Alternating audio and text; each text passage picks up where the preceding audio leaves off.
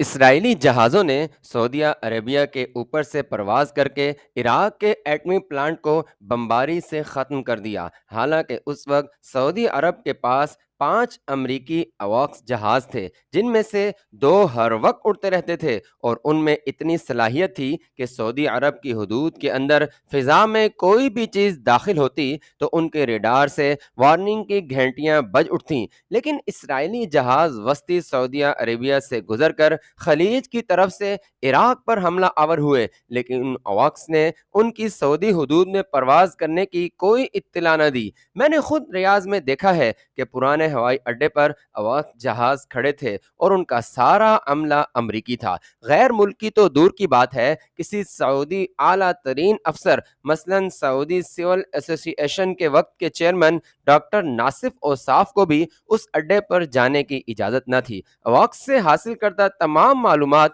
پہلے ترکی میں امریکی ایئر بیس کو خفیہ کوڈ میں بھیجی جاتی ہیں، اور وہ تمام معلومات میں سے اہم کو علیحدہ کر کے باقی پھر اواکس کے ریسیونگ اسٹیشن ریاض میں معلومات وصول کرنے والے امریکی اسٹیشن کو بھیجتے، اور پھر یہ اہم اور ضروری معلومات سعودی حکومت کو دی جاتی، جو پڑھے جانے کے بجائے سیدھی ردی کے ٹوکری میں پھینکنے کے قابل ہوتی۔ ظاہر ہے کہ عراقی ایٹمی پلانٹ پر اسرائیلی جہازوں کا سعودی عرب سے پرواز کرنے کا عمل اور حملہ کرنا کوئی اہم بات تو تھی نہیں کہ سعودی حکومت کو پیش از وقت سعودی فضا میں اسرائیلی جہازوں کے داخل ہونے کی اطلاع دی جاتی۔ اسرائیلی جہاز پلانٹ تیار کر کے اس روٹ سے واپس اسرائیل میں اپنے ٹھکانوں پر بھی پہنچ گئے، لیکن سعودی حکومت کو اواکس کنٹرول سسٹم سے جہازوں نے کوئی اطلاع نہ دی۔ پاکستان کا ایٹمی پلانٹ بھی بھارت اور اسرائیلی جہازوں سے بمباری کر کے تباہ کرنے کی کئی بار کوششیں ہوئیں، لیکن ڈاکٹر عبدالقدیر خان اور ان کی ٹیم نے کہوٹا کے پہاڑوں میں سرنگیں کھود کر پہاڑوں کے اندر ایسی جگہ پلانٹ نصب کیا کہ ایٹم بم تو کیا، ہائیڈروجن بم بھی اس کا کچھ نہیں بگاڑ سکتا۔ انتہائی پیچیدہ اور مکمل فول پروف راڈارز جو دشمن کے جہازوں کی کئی سو میل سے نشاندہی کر کے پاکستان کی ایئر فورس کو فوری اطلاع دے دیتے ہیں کے علاوہ سارے کہوٹا اور گرد و نواح میں سینکڑوں ایسے بہت بڑے غبارے انتہائی مضبوط زنجیروں کے ساتھ بندھے ہوئے ہیں، جو صرف 10 سیکنڈ میں اتنی بلندی تک پہنچ جاتے ہیں کہ اگر دشمن کا کوئی جہاز کہوٹا کے اوپر پہنچ بھی جائے تو ان غباروں سے، جن میں بھڑک اٹھنے والی گیس بھری ہوتی ہے، ٹکرا کر وہیں بھسم ہو جائے۔ فضائی راستے سے کہوٹا تک پہنچنے میں ناکام ہو کر اسرائیلی کمانڈوز نے مقبوضہ کشمیر سے سیاحوں کے بھیس میں پہاڑی راستوں پر پیدل چل کر کہوٹا تک پہنچنے کی کوشش کی تو خفیہ 440 وولٹ بجلی کے تاروں اور ہماری فوجی جاسوس ایجنسیوں کے جوانوں نے ان کا ایسا استقبال کیا کہ پھر ان کا کچھ پتہ نہ چلا۔ فرانس کے پاکستان میں سفیر بڑی جرأت دکھاتے ہوئے کار پر اپنا فوجی جھنڈا لہراتے ہوئے ایسی سڑک پر جس پر روڈ نو ٹریسپیسنگ یعنی پرائیویٹ سڑک اور آگے جانے کی اجازت نہیں واضح طور پر لکھا ہوا ہے، بیریئر پر ڈیوٹی پر موجود لوگوں کو ڈرا دھمکا کر آگے نکل گئے۔ بیریئر پر پہرا دینے والوں نے بھی انہیں آگے جانے کی اجازت دے دی، کیونکہ انہیں بخوبی علم تھا کہ آگے ان کا کیا حشر ہونے والا ہے۔ وہ تھوڑی دور ہی بڑھے ہوں گے کہ اچانک بکریوں کا ایک گلہ سڑک پر آ گیا۔ سفیر کی گاڑی بکریوں کے سڑک پر آنے اور ٹکرانے سے پہلے ہی رک گئی، لیکن 2 بکریوں کی ٹانگیں بغیر ٹکر لگے ہی ٹوٹ گئیں، اور ان کے چرواہوں نے سفیر صاحب کی اور ان کے ساتھی اور ڈرائیور کو کراٹے کے وہ ہاتھ دکھائے کہ بڑی مشکل سے ان چرواہوں سے اپنی ہڈی پسلی بچا کر سفیر صاحب کی گاڑی وہیں سے واپس پلٹی، اور کئی روز تک یہ تینوں ڈاکٹروں کے زیر علاج رہے۔ آپ خود ہی بتائیے کہ ان مشٹنڈے اور ان پڑھ چرواہوں سے، جن کی 2 بکریوں کی ٹانگیں کار کی ٹکر سے ٹوٹ گئی تھیں، سفیر صاحب ایسے سلوک کے سوا اور کیا توقع کر سکتے تھے؟ میری بھی خواہش تھی کہ اپنے ہم خیال اور نڈر ساتھیوں کا ایسا گروہ بناؤں جو پاکستان کے دشمن اور اسلام کے خلاف کام کرنے والے ممالک کی متحرک جاسوس ایجنسیوں اور ان کی حکومت کو تگنی کا ناچ نچا سکیں۔ میرے اب تک کے تجربے سے یہ بات ثابت ہو چکی تھی کہ سوائے اسرائیل کی موساد کے پاکستان کے خلاف کام کرنے والی ساری خفیہ ایجنسیاں صرف اپنے وطن کی محبت کے لیے ہی نہیں بلکہ پیسے کے حصول کے لیے بھی کام کرتی ہیں۔ صرف اسرائیلی موساد عظیم تر اسرائیل کے قیام کو خواب سے حقیقت بنانے کے لیے دل و جان سے کوشاں ہے۔ لڑنے کا مزہ بھی وہیں آتا ہے جہاں مقابلہ برابر کا ہو۔ کرنل مزمل کی آفر سے مجھے اپنے خیالی منزل حقیقت میں تبدیل ہوتے دکھائی دینے لگے۔ اگلی رات میں نے اسے فون کر کے اس کی شمولیت کو بسط شوق خوش آمدید کہا۔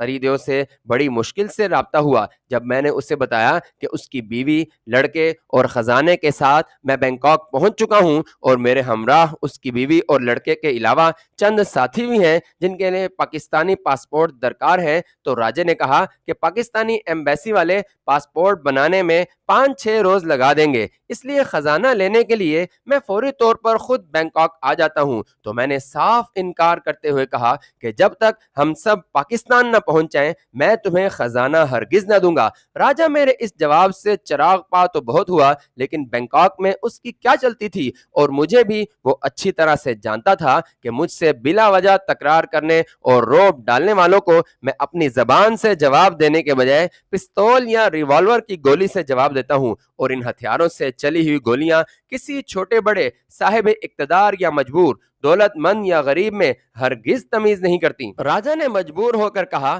کہ وہ آج ہی بینکاک میں پاکستانی سفیر کو یہ ہدایات دے گا کہ بغیر کسی سوال و جواب کے میری دی ہوئی لسٹ کے مطابق پاسپورٹ بنوا دے۔ حاجی مستان اور یوسف پٹیل سے یکے بعد دیگرے بات ہوئی۔ دونوں نے ہمارے بخیر و عافیت بینکاک پہنچنے پر خوشی اور اطمینان کا اظہار کیا۔ میں نے ان دونوں سے کہا کہ میں پاکستان میں چند روز ہی قیام کر سکوں گا۔ ہندوؤں کے مقولے کے مطابق کہ مجھ پر سنیچر سوار ہے، لہٰذا کسی ایک جگہ ٹک کر نہیں رہ سکتا۔ کیسر اور سپنا بھی شاید میرے ہمراہ پاکستان جائیں اور ساتھ ہی واپس لوٹ آئیں۔ پاکستان کے خیرخواہ چند بنگلہ دیشی بھی دل و جان سے میرا ساتھ دینے پر آمادہ ہیں۔ کیسر کے ساتھی بھی ہمارے مشن میں ساتھ دینے کا وعدہ کر کے دہلی میں ہیں۔ میں خود بھی چاہتا ہوں کہ میں نے جس خار زار وادی میں قدم رکھا ہے اسے اس طرح سے عبور کروں کہ بعد میں آنے والوں کے لیے راستہ بن جائے، یا پھر یہ وادی خاروں سے پاک ہو کر مہکتے پھولوں سے بھر جائے۔ مستان اور یوسف کو میں مختصراً اپنے گھریلو حالات کی سنگینی کا بتا چکا تھا، لہٰذا وہ سمجھتے تھے کہ میں اپنی گھریلو پریشانیوں سے گھبرا کر کوئی انتہائی قدم نہ اٹھا لوں۔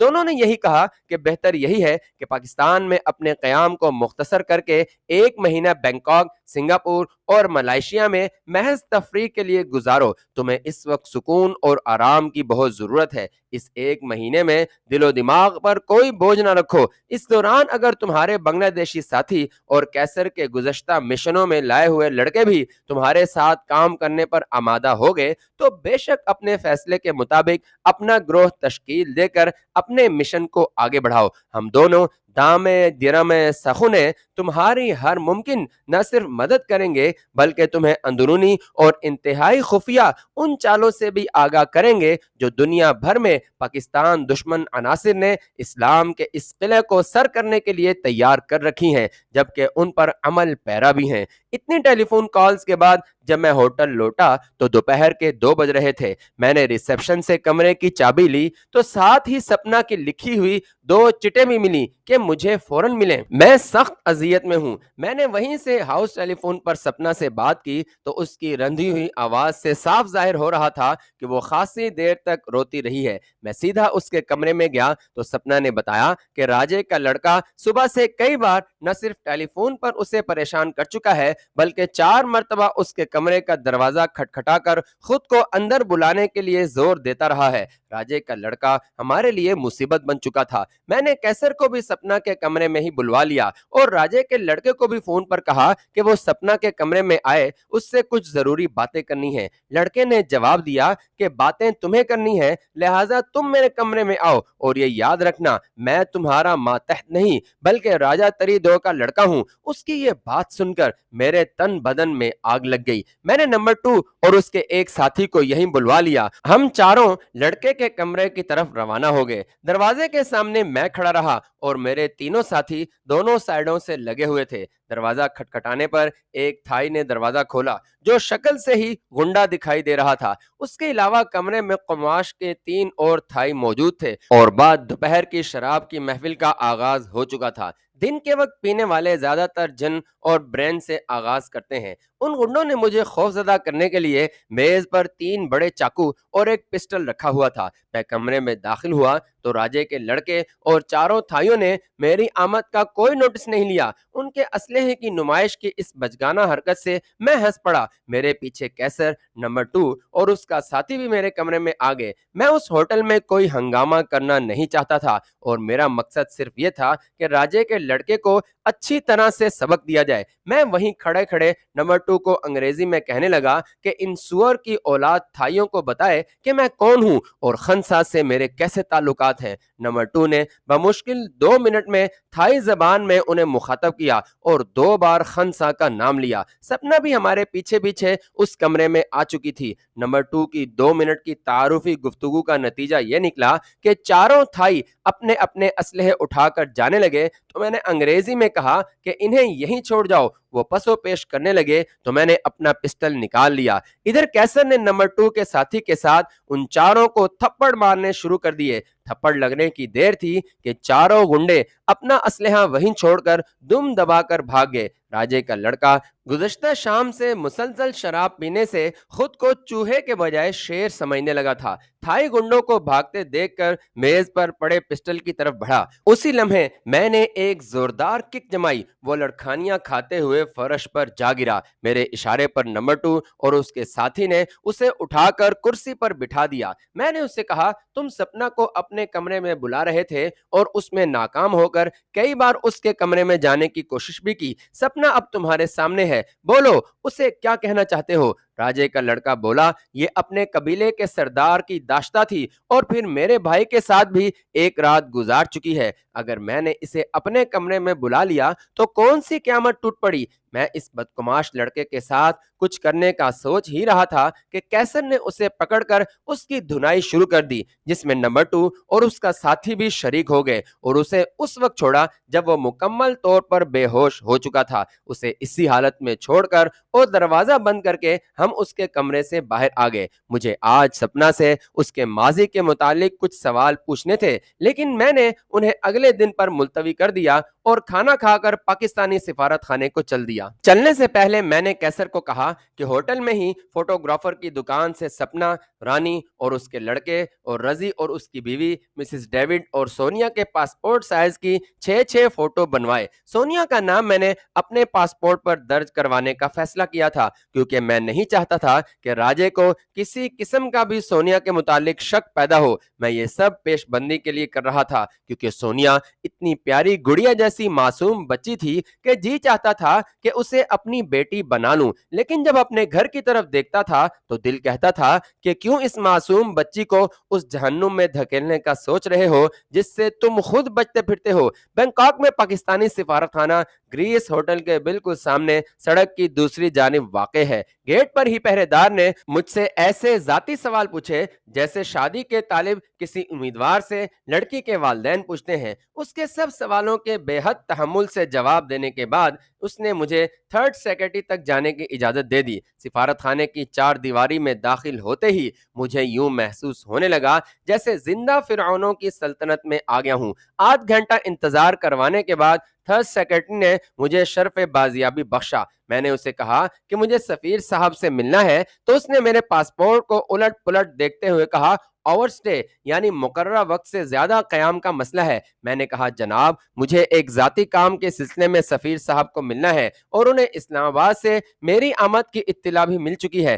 سیکرٹری نے 2 ٹوک انکار کرتے ہوئے کہا کہ جب تک تم اپنا مسئلہ مجھے نہیں بتاؤ گے سفیر تک نہیں جا سکتے۔ پاسپورٹ پر میرا نام رابرٹ مائیکل اور مذہب عیسائیت درج تھا، اس لیے بھی مجھ سے اچھوتوں جیسا سلوک کیا جا رہا تھا۔ میں خاموشی سے اس کے کمرے سے باہر آ گیا۔ سفارت خانے کے ایک چپڑاسی کو 100 بھات یعنی تھائی کرنسی نذرانہ پیش کیا تو اس نے بتایا کہ پہلی منزل پر آخری کمرہ سفیر کا ہے اور پہلے اس کے پرائیویٹ سیکرٹری سے اجازت لینی ہوگی۔ میں کھٹمنڈو میں پاکستانی سفارت خانے میں گارڈ سے لے کر سفیر تک کی فرعونیت کو نہ صرف دیکھ چکا تھا بلکہ انہیں تلے کی طرح سیدھا بھی کر چکا تھا۔ میں پہلی منزل پر گیا اور پرائیویٹ سیکرٹری کے کمرے کے باہر چپڑاسی کے منع کرنے کے باوجود اندر چلا گیا۔ چپڑاسی میرے پیچھے ہی اندر آیا اور سیکرٹری کو میری گستاخی کا بتایا۔ مجھے سفیر سے فوراً ملنا ہے۔ میں نے اس کے غصے سے بھری ہوئی نگاہوں کو نظر انداز کرتے ہوئے کہا، تم بغیر اجازت لیے اندر کیوں آئے؟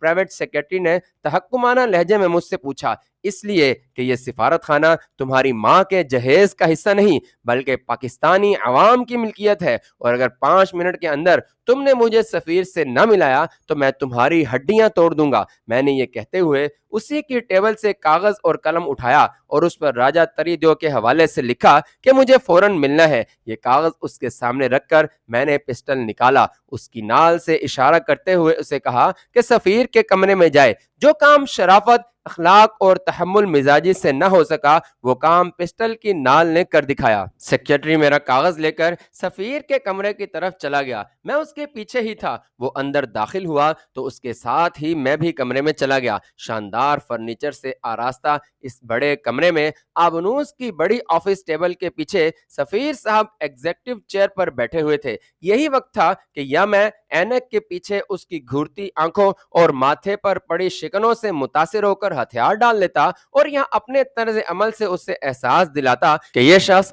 اگر گھی سیدھی انگلی سے نہ نکلے تو ٹیڑھی انگلی سے بھی نکال سکتا ہے۔ اس سے پہلے کہ سفیر کہے میں اس کے بالکل سامنے والی کرسی پر بیٹھ گیا اور جوتوں سمیت پاؤں اس کی ٹیبل پر رکھتے ہوئے بولا، سفارت خانے کے گیٹ سے لے کر تمہارے کمرے میں آنے تک مجھے بخوبی اندازہ ہو گیا ہے کہ عوامی خزانے پر پلنے والے چپڑاسی اور گارڈ سے لے کر تم تک جیسے عوامی خادم یعنی پبلک سرونٹ خود کو پاکستان کے خود مختار مالک سمجھتے ہو، اور تمہاری یہی غلط فہمی دور کرنے کے لیے میں نے اپنی شریفانہ کوشش کو ناکام ہوتے دیکھ کر پسٹل کا سہارا لیا ہے۔ اگر تم چاہتے ہو کہ تمہاری یہ بناوٹی عزت بنی رہے تو اپنے پی ایس کو کمرے سے باہر بھیجو، ورنہ کل کے اخبارات کی شہ سرخیوں میں تمہارے متعلق خبریں شائع ہوں گی۔ سفیر نے میرے تیور دیکھتے ہوئے اپنے پی ایس کو جانے اور چائے لانے کا حکم دیا۔ ابھی تک اس نے میرا چند سطری کاغذ نہیں پڑھا تھا۔ میں نے اسے کہا کہ راجہ تریدو رائے نے اسے آج ہدایات دی ہوں گی، میں کل دن کو پھر آؤں گا اور مجھے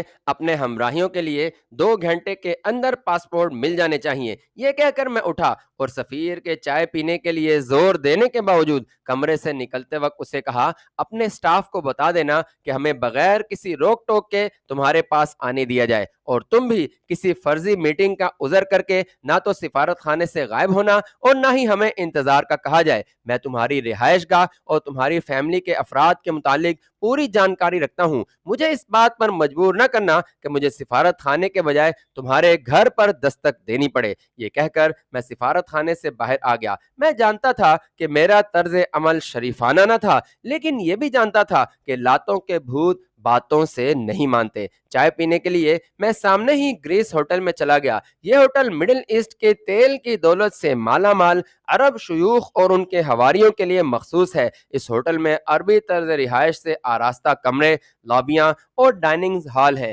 فرشی نشستوں کے لیے قیمتی ایرانی قالین، دیواروں کے ساتھ گاؤ تکیے اور جا بجا حقے جنہیں عربی زبان میں شیشہ کہتے ہیں پڑے ہوئے تھے۔ ہم جیسے غریبوں کو تو اس ہوٹل والے گھاس بھی نہیں ڈالتے۔ اپنے ممالک میں اسلامی قوانین کی سختی سے نکل کر یہاں پہنچ کر یہ عرب شیوخ بے لگام گھوڑوں کی طرح ہر قسم کی اخلاقی حدود کو پھاند جاتے ہیں۔ مسلمانوں میں تسبیح، ہندوؤں میں مالا اور عیسائیوں میں روزرے یعنی بڑی تسبیح کا میں نے ایک ہی مقصد کے لیے استعمال ہوتے دیکھا ہے، یعنی اپنے عقائد اور مذہب کے مطابق عبادت کرنا۔ لیکن گریس ہوٹل میں پہلی بار میں نے تھائی زبان سے بے بہرہ 80-85 سال کے عرب شیوخ کو، جن کے حواریوں نے دونوں جانب سے انہیں تھام رکھا تھا، فاحشہ عورتوں سے تسبیح کے دانے گن کر بھاؤ تاؤ کرتے دیکھا ہے۔ ان بوڑھے شیوخ کے بڑھاپے کے باعث جسمانی حالت ایسی تھی کہ اپنے قدموں پر بغیر سہارے کے کھڑے بھی نہیں ہو سکتے تھے، لیکن ایک وقت میں 6 فاحشہ عورتیں ساری رات ان کے ساتھ بسر کرتی تھیں۔ گو ہاتھ میں جنبش نہیں، آنکھوں میں تو دم ہے، رہنے دو ابھی ساغرو مینا میرے آگے۔ میں اپنے ہوٹل میں واپس لوٹا تو کیسر نے مجھے بتایا کہ سب کی پاسپورٹ سائز کی تصویریں بنوائی گئی ہیں۔ اس سے فارغ ہوا تو رانی کا پیغام ملا۔ میں رانی کے کمرے میں گیا تو رانی نے شکوہ کیا کہ میں نے اور میرے ساتھیوں نے اس کے لڑکے کو مارا ہے۔ میں نے اس کے لڑکے کی تمام حرکات اسے بتا کر کہا، جب تک آپ لوگ میرے ساتھ ہیں اس وقت تک یہ میری ذمہ داری ہے کہ سب کا خیال رکھوں اور کسی کے ساتھ بھی زیادتی نہ ہونے دوں۔ کیا تم چاہتی ہو کہ تمہارے لڑکے کی جنسی خواہش کو پورے کرنے کی اجازت دوں تاکہ ایک اور سونیا دنیا میں آ جائے؟ تمہارے لڑکے کو تو میں بہت زیادہ سزا دینا چاہتا تھا۔ وہ تھائی گنڈوں کا پسٹل اٹھا کر ہم پر فائر کرنا چاہتا تھا، اور میرا یہ اصول ہے کہ جب کسی کے پسٹول یا کسی اسلحے کی نال کا رخ میری یا میرے ساتھیوں کی طرف ہوتا ہے تو پھر میں اسے زندہ نہیں چھوڑتا۔ اپنے لڑکے کو اچھی طرح سے سمجھا دو کہ اگر آئندہ اس نے ایسی حرکت کی